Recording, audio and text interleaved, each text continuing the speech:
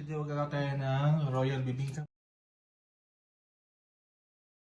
We need 2 cups of glutinous rice flour. 1/4 cup ng sugar. With a little mix para mag-combine.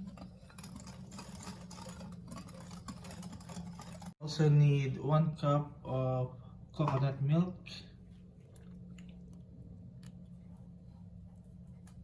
1 cup of evaporated milk.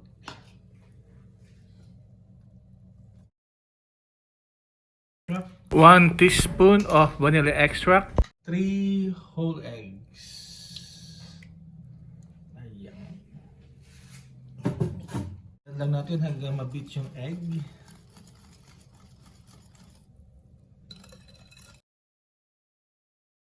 Need 1 cup of shredded cheese.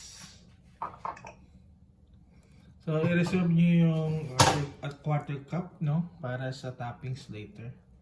We're gonna put cheese on top of it.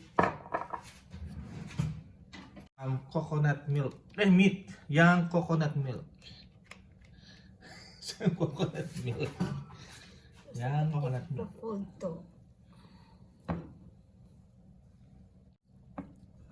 So, we're gonna fold it. Not mixing, but folding. That's why must be na-mix natin siya earlier. Now we're just folding it. Fold. Then we're gonna add a pinch of salt para medyo tumagal siya. Hindi masyado mas-spoil agad. Fold. Okay, and then we're gonna start baking. So we have here a baking tray na lined up with banana leaves. And then we're gonna, ano yun? Ang tawag dyan? Brush with melted butter.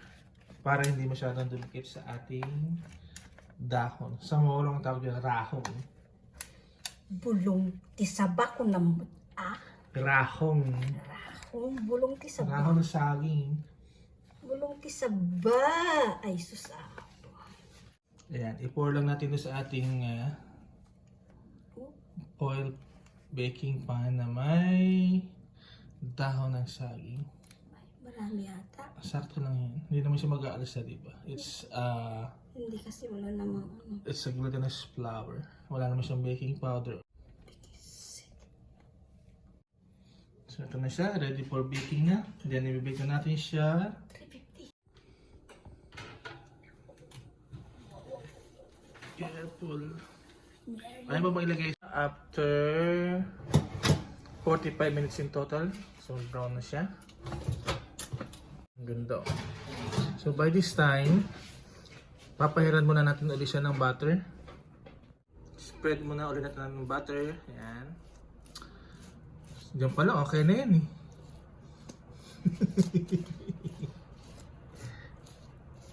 And we're gonna sprinkle some more cheese.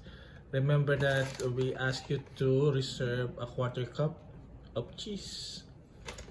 So that's the reason why we're gonna top it with cheese. And then we're gonna send it back to the oven for more 5 minutes. Yeah. More cheese. Special daw. More cheese. So special royal bibingka. Ay sus ginoo. Sarap. Yeah. Ulit natin sa oven for another 5 minutes sa taas na para mag-brown na siya. After ng 5 minutes na binalik natin kanina, the cheese is melted. Ready na. And then palamigin lang natin konti. And then we're gonna give it a taste test. Taste test tayo. Ayan.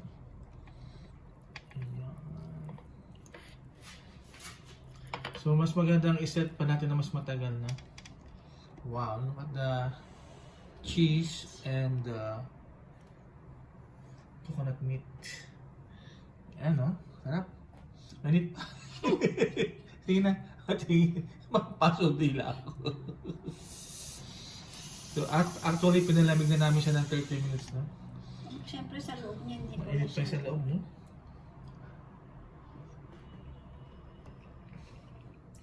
cheese. Hindi siya matamis. Gawa ng cheese. Very cheesy and very creamy. I love it. Ano na yung kwan kasi. Subukan nyo na guys. Pambaon na naman.